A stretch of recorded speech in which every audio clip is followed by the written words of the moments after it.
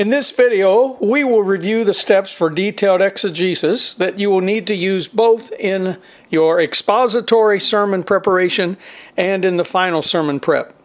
Number one, copy and paste the Greek text into a Word document. Observe the punctuation and the Greek word kai or the Greek word hoti, and use these as markers to separate the sentences so that then you can hold each sentence to 5 to 7 words on the chart, and then you can put the rest of the sentence into the next chart. Number two, copy and paste the Greek text word by word into second line, row number 2 of a Word document table. So again, do about 5 to 7 words per chart. Divide the parsing phrases by the Greek kai, the Greek hoti, or else the punctuation marks, and put the kai or hoti phrase into the next chart. Of course, the rest of a sentence that's separated by the punctuation marks, put those into the next chart also. Number 3, parse the text and enter parsing into the top line, row number 1 of the table. And for the nouns, put the gender, number, case in that order. The gender, number, case, and for verbs, put in order the tense, voice, mood, person, and number. Tense, voice, mood, person, and number. Number 4, determine the syntax, the syntactical function, what the word does in the sentence, and then write that syntactical function in row number 3. And then determine the word definition according to the syntax. That word is serving in that sentence by particular reason and usage according to syntax. Determine the definition according to that syntax. Write down the definition in the 4th line, row number 4. And then merge the columns in row number 5 into one single column and write the translation in that 5th line in row number 5. And therein we will be walking now through the steps for the detailed exegesis. So our first step is going to be to copy and paste the Greek text into the Word document. So we go over to the Logos Bible software and open up the Greek text. And then from there we will go to the verse and select that particular verse and copy it to the RAM. Again, we go to Matthew chapter 6 and verse number 13. We copy it to the RAM. And we go over to the Word document, and we have a brand new blank document open, and we come and paste it. We'll clean it up a bit by removing the source information. And then our project here is to copy that and paste it word by word into the second line of this table. So that means we got to put in a table. So we go to the table tab at the top and insert table, which I always do standard of 5 columns and then 5 rows. So we can adjust the number of columns as needed. We will always need 5 rows. So we create 5 and 5 to begin with. We go to the second line where we are going to take our Greek text, the first line of Greek text, copy it to the RAM, and now we're going to paste it into the second row of this table. And then we'll mark it, and we'll do a Command X and a Command V to paste it into the next. And then we'll mark the section we want to move on. We will Command X, copying it to RAM, and then copy to the next column and continuing moving forward until now we have 2 words in the last column, and we realize, oops, we only needed 1 word per column. So we go up into the table section and insert another column to the right, and with a new column off to the right, as you see the table self-adjusts, then we can come to the second row and insert the one final word of our now 6-word phrase here that goes into chart number 1 or table number 1. So now we need to create another table. So again, up to the table section. Well, first of all, we're going to copy it to RAM, the section that we want to paste, and now we create a table. Up to the table section, insert a table. We go the standard 5 rows, 5 columns. 5 columns, 5 rows as last time. And we insert that table. We come to the second row and we paste all that Greek line, and then again we take it word by word. We command X to copy it to RAM tab, drops over into the next column, and then tab, and then command V, and then command X, tab, command V, command X, tab, and then command V. And once again, we come to the time when we have 6 words in a 5-column table. We need to add one more column. So we go up to the table, insert, and insert column to the right, and it self-adjusts. We're able to come down to the second row and paste now the final word into that second row and 6th column. Now we're going to parse the text and enter the parsing into the top line, and then we're also going to determine the syntax, a syntactical function that the word does in the sentence. So to do that, we go to the logos again, and we insert in the top line the reference of Matthew 6:13, and we wait a few seconds for it to pop up. Over on the left, we notice that there is the passage guide that has little triangular bullets that will pack and unpack based upon the toggle. You toggle on, toggle off, and you can see it collapses. It opens up as you toggle on that little triangular bullet. We don't need the passage guide, though. There's that would take us to commentaries and various things dealing with the passage. We're really interested in the exegetical guide. So we go to the guide section, drop in under, and open up the exegetical guide, again to Matthew 6 and 13. And now, again, we have the bullets on the left. We notice that as we hit the bullets, it will collapse and unpack the various sections, and the section we want is the word by word. It just collapsed. We open it back up, and notice here we are word by word. And so we're going to go to the first word, Greek letter word chi. We highlight the chi, and it tells us where it is in the sentence. We can click on it, and we can notice that it's going to give us opportunity to do more study. We slide over to this area of study, and again, there it is in the Greek, a lot of Greek references. We'll look at this a little bit more later. And then comes the various parsing.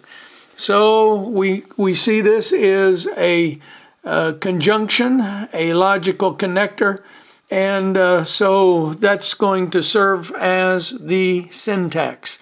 Conjunctions are just connecting words, and they don't necessarily get parsed, but again, we see there's the chi, there's the conjunction reference to its syntax, and we're ready to move to the second word, which is may. So we highlight the may, and we notice from the Greek that it is an adverb that is a negative particle. So we are going to go up into the chart, and we just put in a negative particle. Again, it's not parsed, but we go to the third word, and this word is parsed, and it is a verb that is active. It's aorist active, second person singular, a subjunctive imperative. And so this is going to tell us about this verb. So as we're looking at this, we're going to take this information and notice in particular it is subjunctive. It's subjunctive. This is interesting because when we go into the Lord's Prayer, we'll notice that the other verbs in this Lord's Prayer, notice the word hallowed is imperative, and now we go to the word come, it's imperative. We go to the word done, it's imperative, and this is a passive imperative. And then give is an imperative, aorist active imperative. And forgive is also an imperative. Interesting, we're talking to God and giving him commands. Hey, God, do this. But we come to the word lead, and it is subjunctive. So the authors have reasons why they write in different moods. So this is imperative again. The deliver is an imperative, but it's middle voice. And there's special implications to that. So let's look at this imperative that is going to present a verbal action that is a probable or intentional. or even could be possible. So we're going to insert that in the purpose of this verb, it's showing purpose. It's a subjunctive is always a verb of purpose, and we're going to show it's a possible intent or probable subjunctive. That's what it's doing in this sentence, as it is serving in this capacity as a subjunctive. Again, it's parsed as an aorist, active, subjunctive, and it's the third person singular. So we have parsed this verb, and we've determined the syntax, and we wrote that down into row number 3. And continuing forward now, we're going to say, okay, I want to dig in here as I'm going to seek for the definition. We're going to use the next step to understand what definition is as we go into the next row, and begin to insert potential interpretation. So as interpretation, we're suggesting that it's a possibility or a intentionally leading or carrying or leading into temptation. Incidentally, I'm going back and giving the translations to the other words, the and conjunction and the no not for the negative particle. And we're now going to study in a little bit deeper into this Greek word that we're wondering, okay, it said lead, bring into. My favorite's Theological Dictionary of New Testament words. So we open this up, and it takes us right to the ace thero, and this ace thero, ace is a preposition. It's a prefix onto the thero, and or pharaoh, and this ace pharaoh, as we study it out now in the Theological Dictionary, New Testament words, there's a secular, there's there's Josephus, there's a New Testament perspective, and you can see that Kittle just absolutely unpacks all this information in a plethora of information that is almost overwhelming at times, even to the Apostolic Fathers. So as we've looked at this and studied it, we've discovered that there's a possibility to bring in, carry in, lead in, and may even be intentionally bringing or carrying or leading into.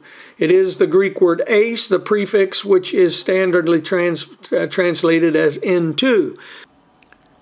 Now noticing the next word, the Greek word hemas, is the drawn from the root ego, which is in the it's a pronoun in the accusative, so we're going to parse it accordingly as a common plural accusative, and go to the syntax, which it's a pronoun, and it usually denotes direct object, which most usually is abbreviated as just the DO.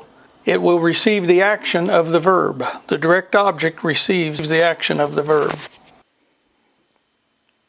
Okay, now we're going to jump over to the Lex Woodbury's Greek nouns and interrupt our present program to demonstrate the syntax of nouns, pronouns, and adjectives. And so we have syntactical functions of the 4 cases. These nouns will come in nominative, genitive, dative, and accusative cases, keeping in mind that the author would choose the noun with the proper case so that he could demonstrate and provide exact understanding, hermeneutic for what he's trying to say. So for us to develop hermeneutics, we need to know how to work the Greek language a bit and be able, in particular, when it comes to nouns, to look at the 4 cases and try to ascertain why the author would choose the case that he did and the usage that he had in mind. So, as you see, we're going to deal with Lex Woodbury's Greek nouns, and the first case we'll talk about is a nominative case. of which you can see it primarily serves a subject or else a predicate nominative, or sometimes said a predicate subject, renaming of the subject and the predicate.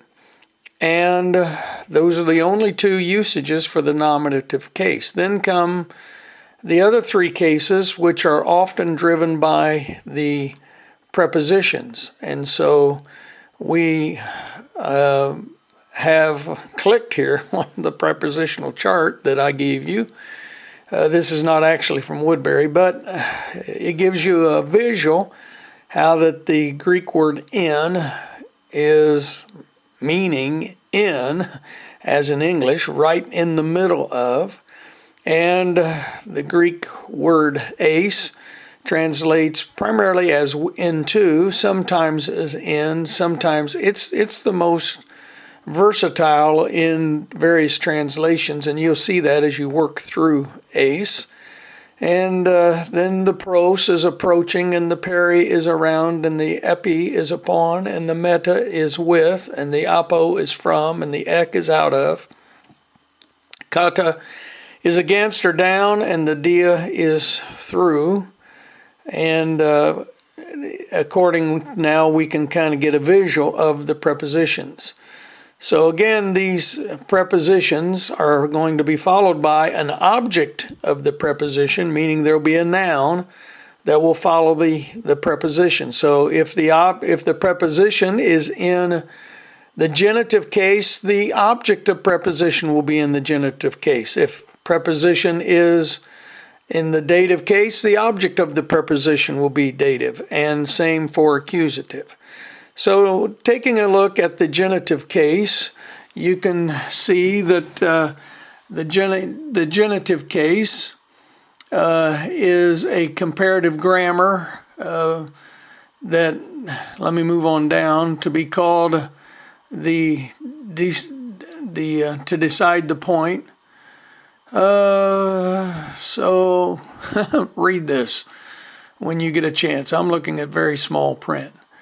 So, but the genitive case is going to primarily be adjectival, serving as an adjective in the sentence.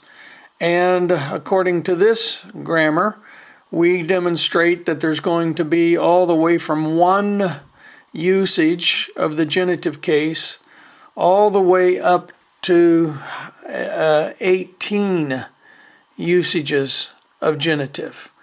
18 possibilities why the author would choose to use the genitive.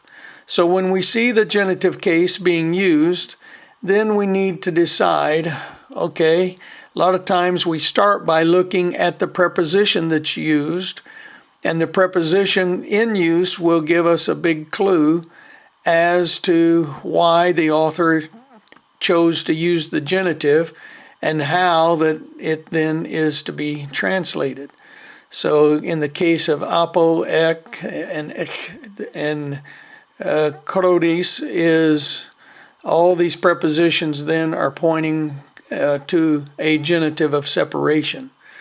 So I want to figure what is the syntax, why the author chose this particular word usage, and therefore what is the meaning, what is the hermeneutic to the word.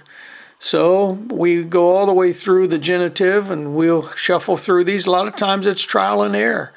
We'll simply use trial and error to ascertain, and sometimes we'll come up with 2 or 3 potential genitive cases because we just simply cannot get into the head of the author since, we're a couple thousand years removed. So on to the dative case, we see dative is used multiple times as well. And again, similar type story. Why did we use dative case? And what is the message we're taking from the author here? What's the hermeneutic? So similar again. Now dative, we have 8 different reasons why we would choose dative. And again, we have the various words that's associated with dative kind of giving us clues when we will have a dative direct object. Usually direct objects are accusative. Why we have a dative of possession, why we have dative of comparison, why we have dative of reference. As again, we are trying to assume what is the syntax for the sentence, again, in trying to ascertain the hermeneutic. And then we go to the accusative, and that's the reason we're here right now, is because we just now parsed a word as a common plural accusative. And so is that serving as the direct object, meaning that the object of the preposition receives the action of the verb. So generally speaking, direct objects receive the action of the verb. And then there's times, of course, then we're going to explain direct objects some more. We'll use accusative of association, place, or relationship. We'll have accusative of measure, manner, reference, or respect, and several examples. And accusative of purpose, when we're showing purpose. Then the accusative will be used when we're dealing with infinitives. What is an infinitive? It's anytime we take the verb and basically put the word to in front of it. That's a simple definition. It's pointing to an infinite type of a verb. So run, the verb run, converts as an infinitive into to run, to jump, to play. So these are verbals that can be used as subject. So they come in the accusative case but can be used as subject. So, for example, in this sentence, this is obvious. To run makes me go fast. Well, there to run is an infinitive, and it is going to serve as the subject of the sentence. To run is to go fast. And so you can see a lot of handwritten notes on this, but the accusative is the predicate of accusative, or predicate adjective in the accusative case is another reason why we will use it. And then we'll use it as a double accusative. And again, we can look at the examples. We can play with this. Many times when it gets into this type of a situation, it's going to be demonstrated in the Logos Bible software. There's also a book entitled Rogers and Rogers, Linguistic Exegesis, I believe it is. I'll show you the book, but it literally will go through verse by verse of New Testament and give you the syntax. So if you can't find it in this particular source, go to the library, get Rogers and Rogers, Linguistic. Now I said there's 4 uses for the nouns. Excuse me, please. There's 5. As also we're going to see the vocative case in use. Vocative is when I am really basically getting somebody's attention, like Joe, or please do this, that, or the other. So that's a quick intro here on nouns and noun usage concerning the syntax. Okay, now we're going to continue on with building our chart, and we see that we have the Greek word ace, that when we go over to the Logos Bible software, we notice that the ace is in place as a preposition for, in this case, the accusative, which is a preposition of direction. So the prepositions don't take parsing, but we can put into the syntax, it's a preposition of direction. And then we'll continue on with the next word, which is the perisamon, and is a masculine singular accusative prepositional object. So we parse it as masculine singular accusative, and it is the object of the preposition. Moving forward, now we can offer a little bit of Interpretation then of the pronoun, the direct object, parsed as common plural accusative. And the common plural accusative then is translated as us. Ace is translated as into or in occasionally, and a few other translations. The object of the preposition is the word, again, to take a look, is temptation, and I can unpack it a little bit more. Just so I like to put more words up so that it gives me more options later. Test, trial, temptation, enticement. We go on to the next line. Incidentally, we notice again that there is punctuation. We've separated the charts by the punctuation marking of the comma, and also we can note the next word for our next chart is going to begin with the Allah, which serves as a conjunction, often translated as but yet rather. So this Allah is serving as a conjunction, and it will be interpreted as but yet rather. To the next word. To be sure we have all the words in, we move on to the rice, which is a aorist imperative, second person singular, middle deponent, finite verb. And of course, again, you can highlight every one of these words and it will come up with some type of an explanation.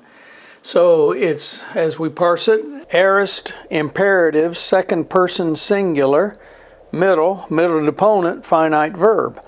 So again, you can highlight any one of these words and a little window pops up to define it for you if you need some more understanding.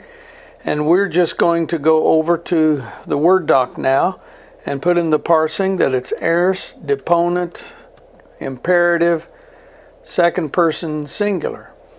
So, and it is a verb of command, obviously the imperative. And to explain a bit, the deponent indicates that it is neither active voice nor passive voice, but in the middle. That's the reason why over in the Logos we had reference to it as a middle deponent, finite verb, as it's trying to help us understand that the deponent is in between the active and the passive. So in active voice, generally the subject does the action of the verb. The passive voice is where the subject receives the action of the verb.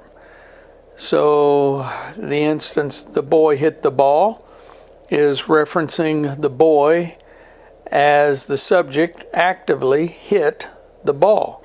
We can spin it around and say the ball was hit by the boy. We spin it around into the passive voice, and was hit is the verb, and the ball is the subject. Was hit is passively receiving the action. So active voice, passive voice.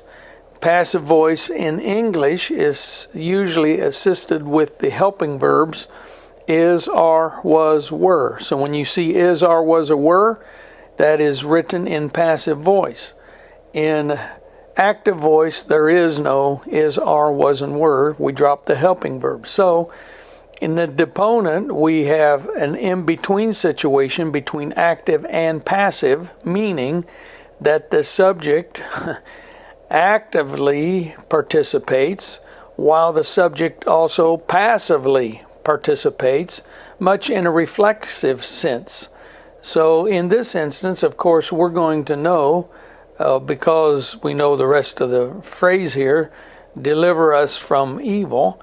So let me just use the word deliver as a word we will use for definition. In this sense, God actively delivers, simultaneous to you and I, passively delivers.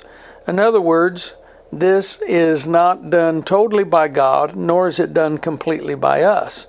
So deliverance in this reference is in the middle voice or the deponent voice, the mix between active and passive, meaning God does it and we do it. God does not alone do it, nor do we alone do it or have it done to us. It is both us and God actively together in the process of deliverance. So, of course, that's a sermon right there. Just realizing we're using the deponent is a whole message that we participate in the deliverance. And, of course, it's imperative, and the imperative is now going to take us back into the tenses that are the moods that were used previously, and except for just prior we had the subjunctive, which shows the purpose of the whole thing, but prior, of course, we had the other preceding imperatives: hallowed be thy name, thy kingdom come, thy will be done, and give us. Those were all imperatives, and now we come back to the imperative of deliver. And so as we're looking now for the definition, we can notice that it includes to save, rescue, and preserve, as we noted coming out of the BDAG. Save, rescue, and preserve is included in the definition. So, and on top of that, and again, I just like to use as many words as possible. The LSJ, if I want to click on it, it'll unpack it a bit for me, taking me to the root, the Greek-English lexicon. And usually I look over here if I can just do a cut and paste. Incidentally, if I do want to get the footnote incorporated for me, I can do a copy and a paste. And just for illustration's sake, I'm going to drop that in. And notice, well, sometimes it gives me a footnote. This time it didn't. So that's no big deal. I could, of course, go generate the footnote. However, I do want to get from that lexicon the protect, guard, lie in wait for. So I get all these understandings, and I can go dig it out later if I want to. Protect, guard, and lie in wait for, and keep, conceal, maintain, support. As it helps me understand what all these various nuances for this particular word can be implied as. Now, it is aorist, and I have not yet explained the aorist because Greek has 7 tenses, and generally in English we have the 3 tenses. We have past, present, future. But in Greek there's 7 tenses.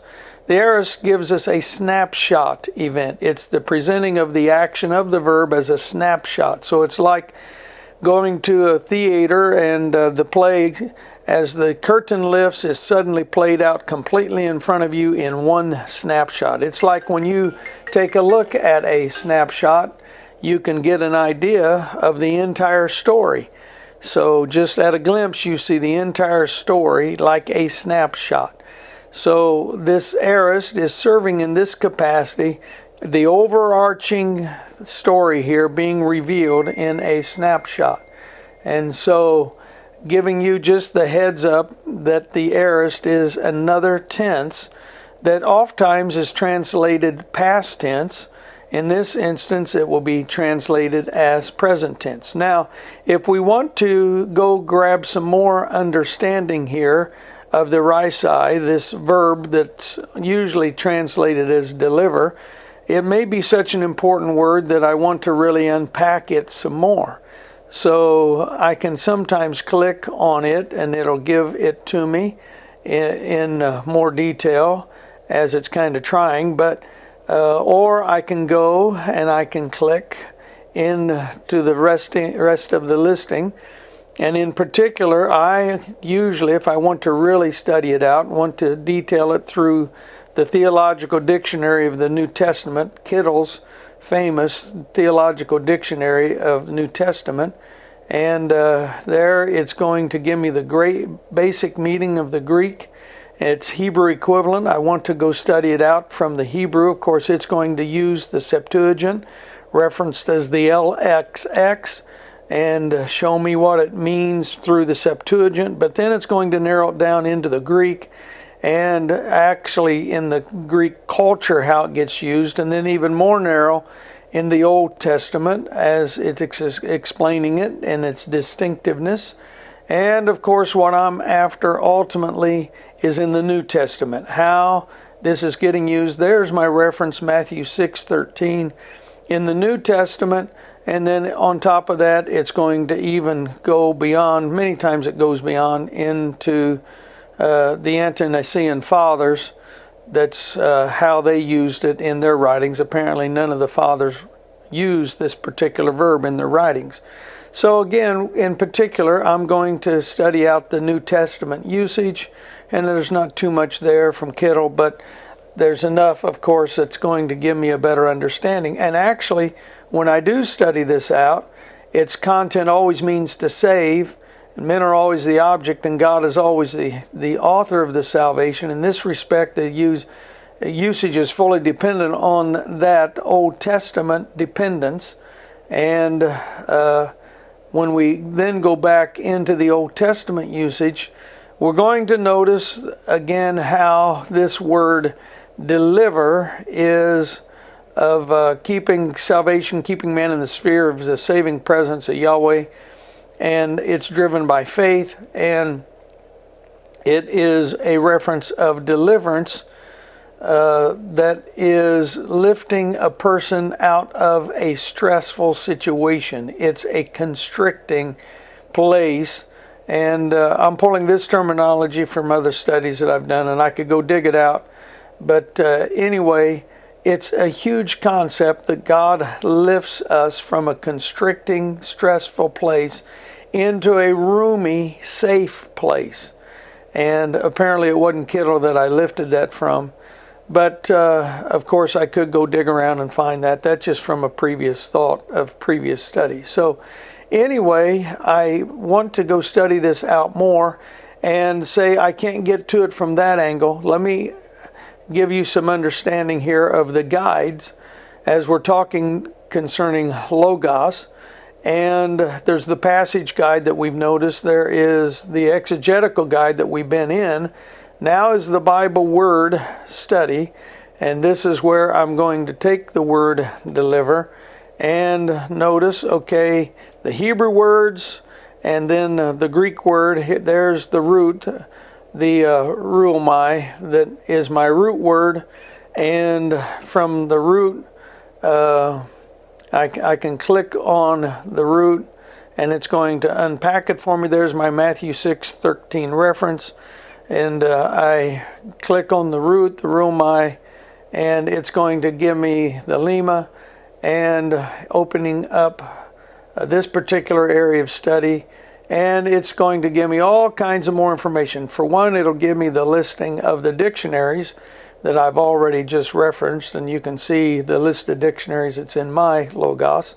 It's going to give me morphology charts that are always very interesting to take a look at as it gets unpacked in different kinds of ways. So anyway, the word deliver, lift from a stressful, constricted,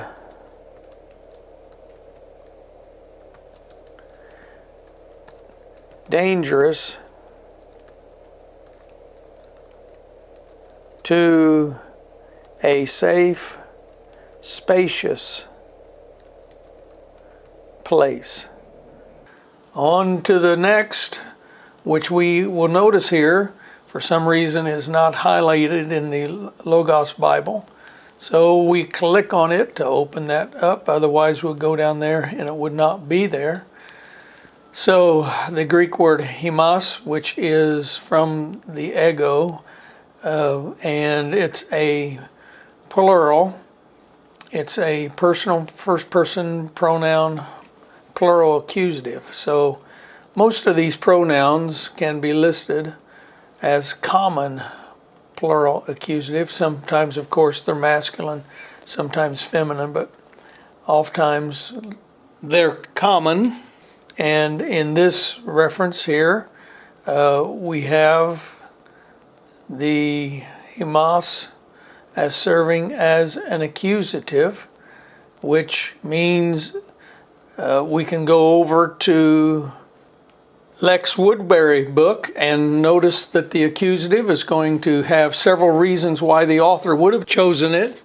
It's our job to try to ascertain the hermeneutic, what the author's intent in using the particular word usage in the accusative, and it can be used as a direct object. It can be used as the accusative of association, place, or relationship.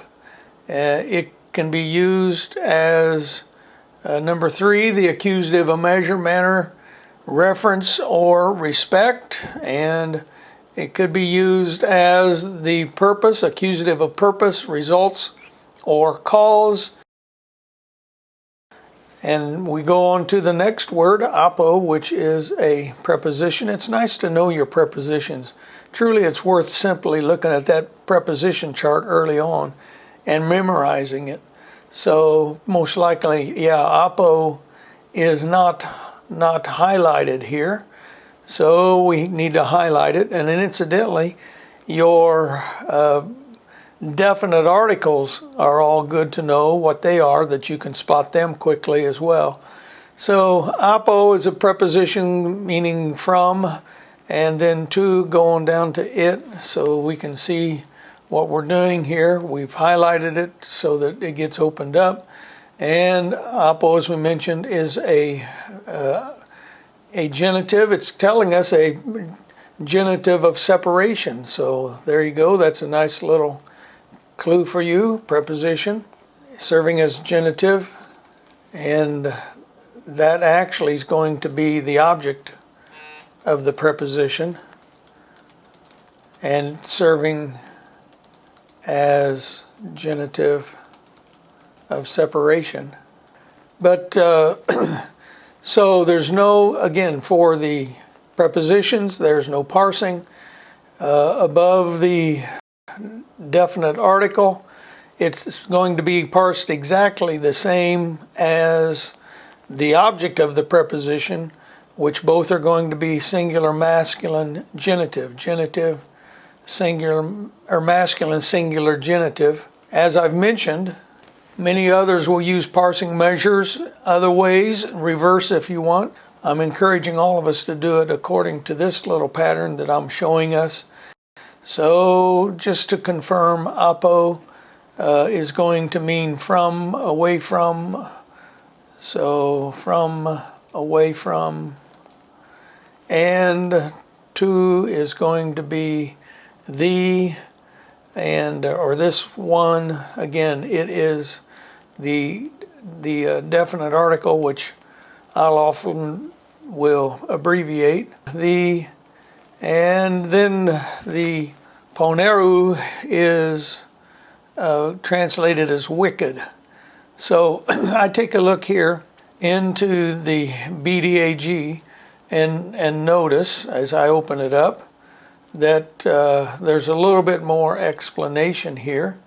So, and I really like what they're going to tell me, because very likely I can develop this into the message. I will copy this because I like it so well and paste it. Incidentally, it's all in bold, so I'm going to knock the bold off of it. So it's pertinent to being morally or socially worthless, wicked, evil, bad, base, worthless, vicious, degenerative. Incidentally, when we do paste right out of Logos Bible software, it will automatically generate for us a footnote. Isn't that nice? So if you want the footnote, you can leave it there. For our purposes right now, it's not necessary. So just to clean things up a bit, I won't take the footnote off. Well, I did decide that I would like to have that footnote, just to have it in there. Why not? It may serve later, and so I do Command Z, get that back, and then I decide that I don't like this other material that's sitting up here, and so I can go over into the Logos, and under Tools I can open up, slide down, open up Copy Bible Verses, and it gives me a window, And Matthew 6:13 pops right up in the window. I can hit copy and paste, and it'll give right to me exactly what I needed where I need it.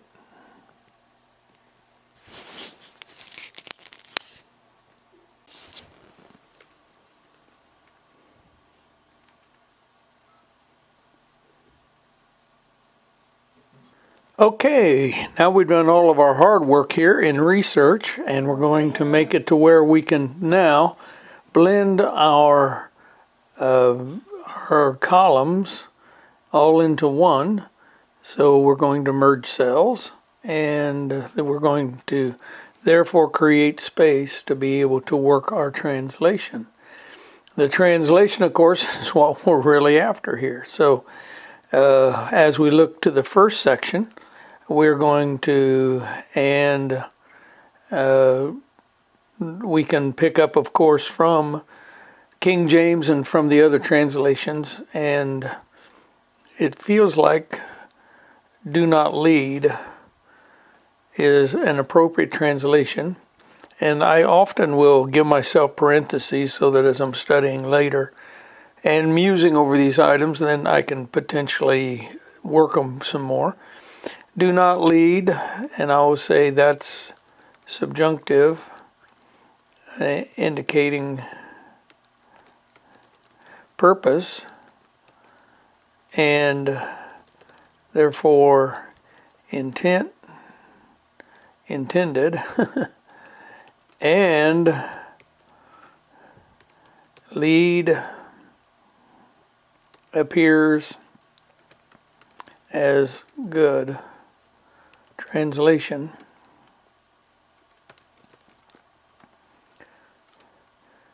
Do not lead us into temptation. And so I've made reference on the subjunctive, how important it is that the author chose the subjunctive, and there's the hermeneutic that's involved there. And so, but deliver, again the note, middle voice, indicating between passive and active, involving both subject and recipient, and deliver. I will unpack that a little bit more, which would be to deliver from a stressful, constricted, unsafe place into a safe place. From, notice we have the definite article the, which would point to the evil one, all the way to worthless one.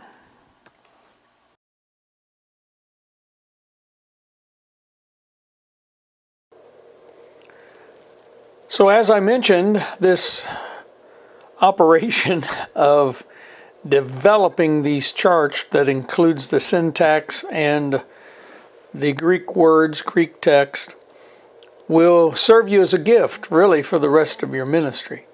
So, for example, this past week I was dealing with a brother concerning 2 Thessalonians chapter 2, verse number 7, that speaks about the mystery of lawlessness already at work, and he who now restrains will do so until he's taken out of the way, and then the lawless one be revealed.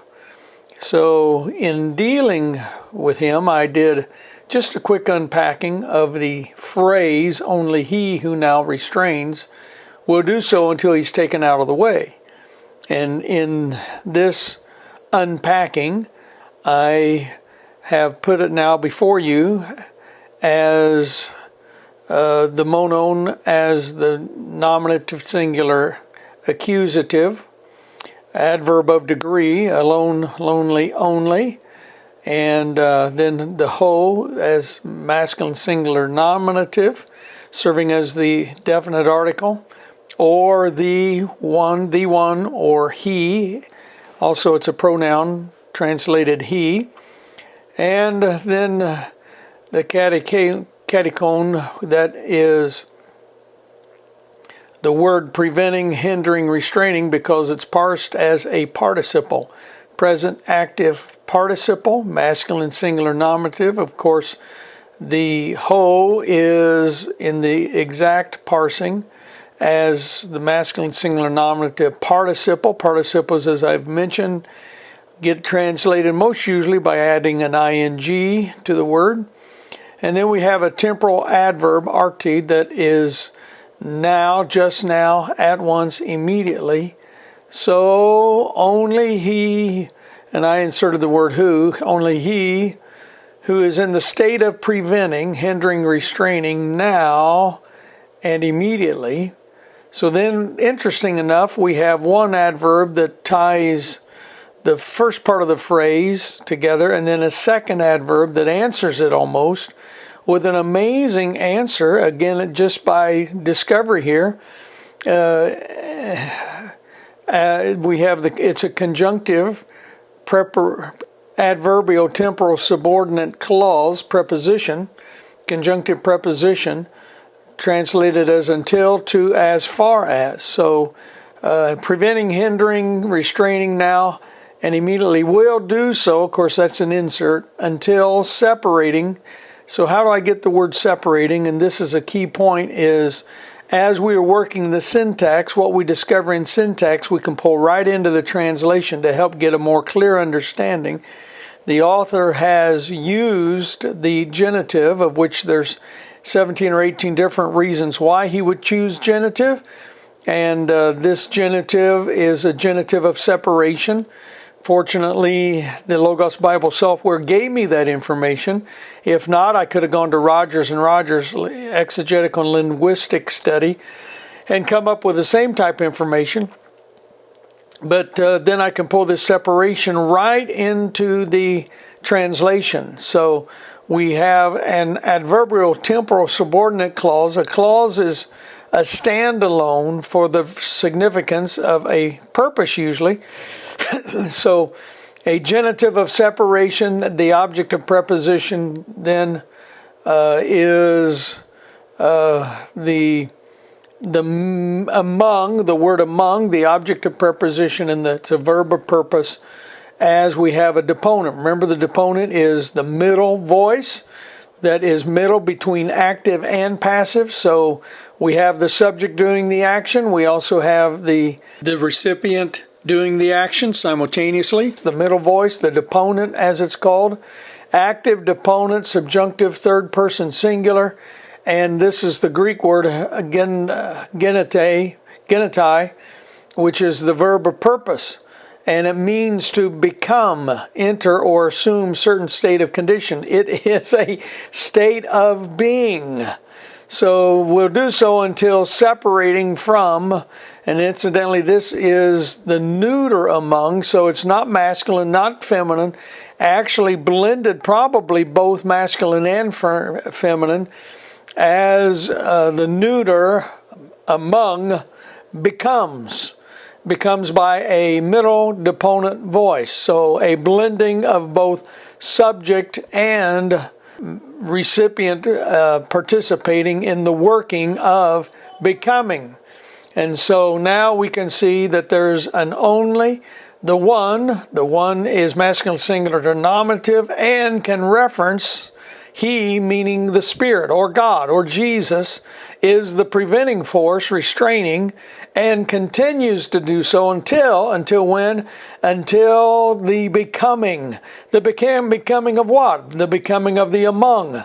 And this then can be in reference to the rapture. From, out of, away. So we'll continue to do so until separating from, among becomes. Woo, hallelujah, that we get to become. We are in the becoming.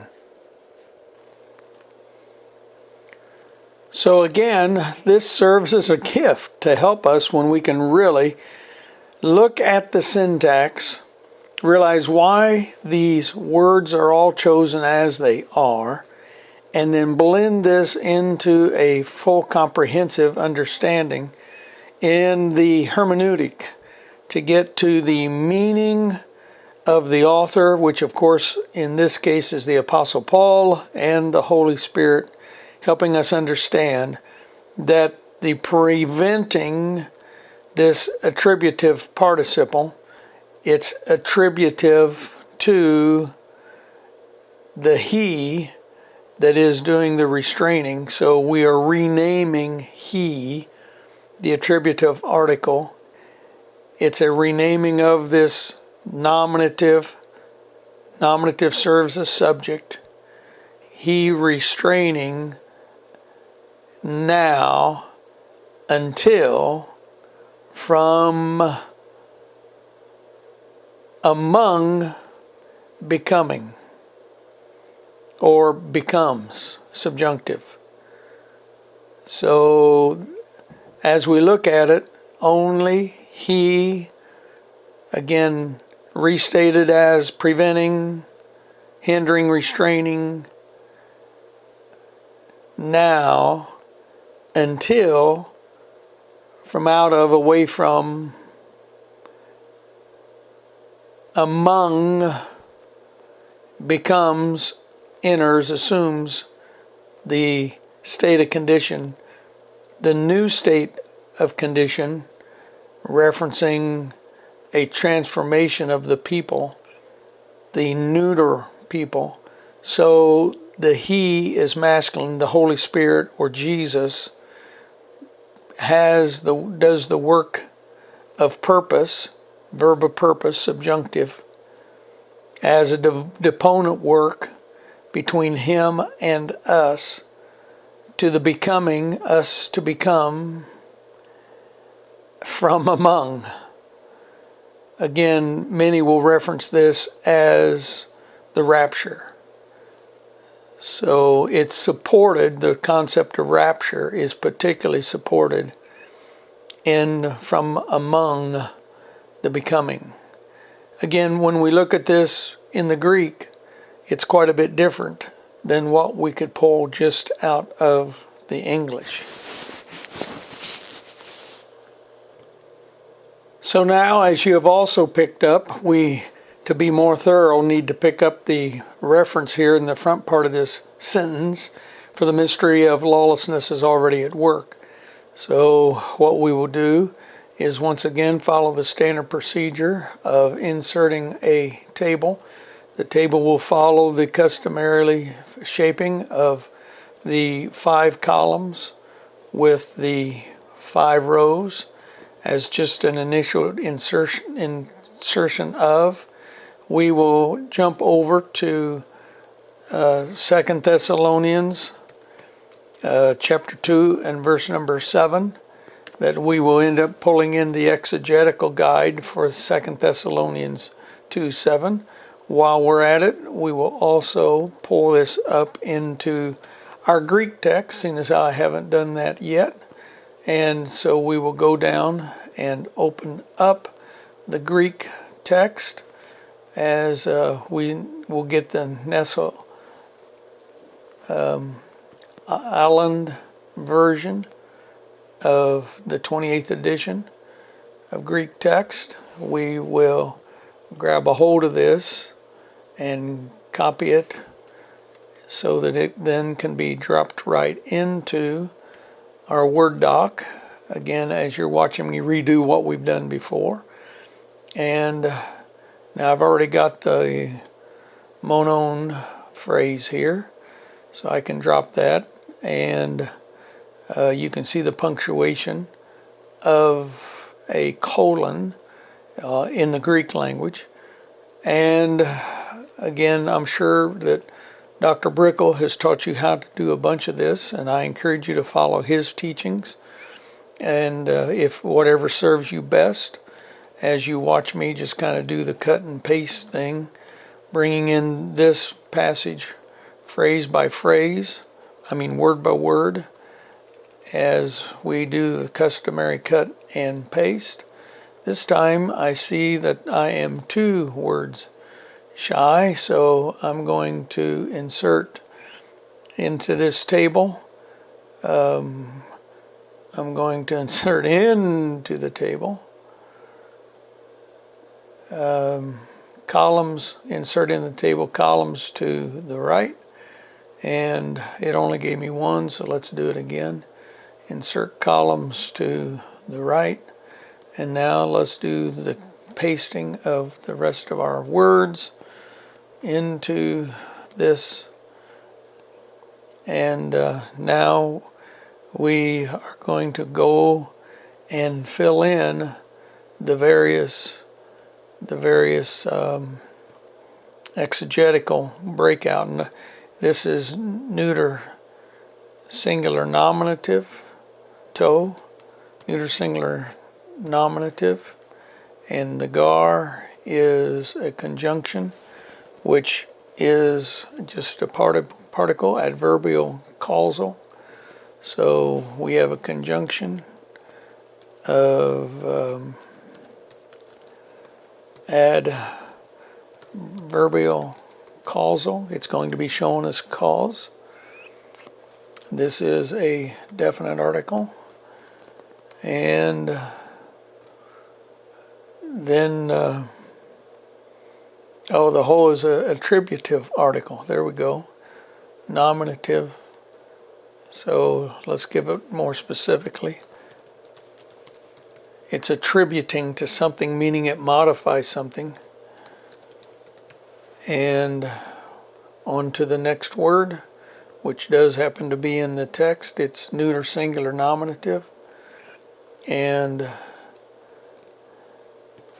neuter singular nominative, which is mysterion, and it points to a divine secret, the secret whose concerned party is a deity alone. And to those, I don't think I can get that to paste for me. So let's go pull it out of this reference of the lexicon. So let me get to where I can see it a little bit better, opening this window a little wider. And it's a secret teaching mystery that is actually being revealed. And I don't see it necessarily written here, but we certainly can pull it up in other references, that it is concealed and yet being revealed. So secret, and I will get rid of a bunch of the extra stuff here. In terms of meaning, it's a secret right, secret teaching mystery, and in particular, secret mystery in nature, concealed within, and I'm going to add, but being revealed, or has been revealed, or is in the process of being revealed. And again, if you want to study that out, I welcome you to take my word for it for now, that we are serving here as the subject. So the attributive then, the attributive is serving the subject as we're walking into this adverbial clause. The subject of the clause then is mystery. And so let me even give us a word mystery here. So mystery, and then continuing on, we go up to be sure that our various words are involved here, opened up. It's a temporal adverb already now by this time. So already, now, by this time, temporal adverb, of which temporal adverb is not going to be parsed. Continuing forward, I want to be sure that we have all of our words highlighted. The taste is not highlighted. So let me move these words we've already dealt with out of the way. And so work, be at work, be active. Let's see, where can I pull this from? Here we go. For one's capabilities into operation. That'll be what I will pull in as the meaning of our word, which is parsed as a present middle indicative third person singular. So let me knock off the bold. So it's present middle indicative third person singular, and serving as an indicative verb. So verb indicating something, and taste then is going to serve as singular feminine. Taste then is going to serve as the singular feminine genitive.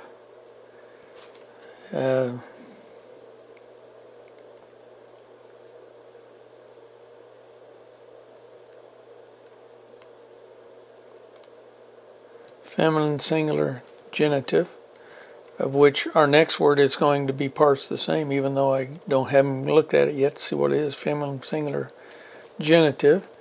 Taste is going to be a definite article, and the taste will serve, well, let's go take a look, as the attributive article to the onomias, so which is also, as I mentioned, it's qualitative genitive. So qualitative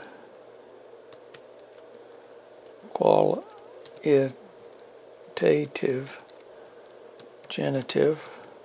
So it's showing the quality then of the definition being lawlessness, lawless deed. And so there's quite a teaching I do on lawlessness. For now, I guess this word lawlessness will work, even though it means, let me go ahead and put it down, anti-law, or even against law, of course that being God's law. So there we've built this chart out. We're going to merge all of the cells here so that we can work on, we got to work on some more definition here, which for the GAR is for. So again, it's a adverbial clause showing adverbial cause for the mystery, already, now, and of course King James says at work, to put one's capabilities into operation now, and that serves as an indicative. So now work, it's actually a verb. Now I'm just going to say working, but even though that doesn't get the job done, maybe in a minute I can think through it. Now working the lawlessness. So whenever I'm digging around for wanting to grab a hold of a better understanding, I can go to this passage and take a look at it in Young's literal translation, which gives me word by word, usually does a really good job. So it's got verse number 12 up. So this, go to verse number 7. I can go ahead and copy this to the RAM and see if it will. Yeah, it did give it to me. By Young's literal, the spirit of lawlessness doth already work. So that works out all right. The secret of lawlessness, mystery already, now working. And qualitative genitive. The genitive again serving for 17 or 18, depending who you read, different purposes and reasons. And this then is going to qualify as an adjective, we would call it, qualifying adjective of the subject. So the mystery, and usually it is supported with the word of. So mystery of lawlessness, already now at work is better than working. Working is the participle. At work is the indicative verb.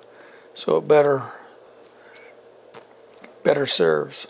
We can talk about it more, particularly lawlessness, but for now, you're getting the idea how we unpack this. And again, this is a gift. I encourage you to follow Dr. Brickle's work, and incidentally, I do expect for this to be done, that you go through the processes and of all this hard work in both your expository sermon and in your final sermon, because this exercise will constitute somewhere in the neighborhood of about 10% of your grade. So there's a lot at stake here and a lot of hard work, and thank you for giving yourself to it to learn this life gift and really, really processing this well. If you have any questions, concerns, reach out to me, call me, text me, and we'll help you. I will help you actually with your translations if you want. This type of thing's a lot of fun to me, and there's never a time that I do this type of activity that I don't discover. It's a work of discovery. I learned something brand new as we're just digging around in the Word of God. So the exegetical outline that I gave you for the template is to be used, but this is developing your translation. So this will get inserted into that exegetical outline.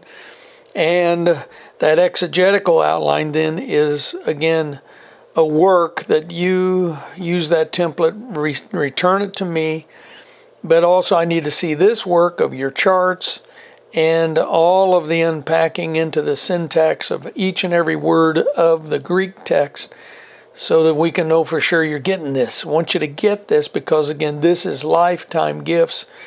And the exegetical hermeneutical piece is, like I mentioned, you are getting off the helicopter and you're flipping some stones over. But when you get into this level of work, it's really, really, really like you are pulling the knife out, the brush out, like an archaeological dig. And you are really getting into the secrets that are hidden way down in the Word of God. And you're able to process this without really knowing the Greek language. With the help of the computer, it's a wonderful gift that you can process without even the Greek language having full knowledge of it. So thanks for going at it. Thanks for all your learning and giving yourself to this effort. And you will be blessed, trusting so. Thank you. God bless you.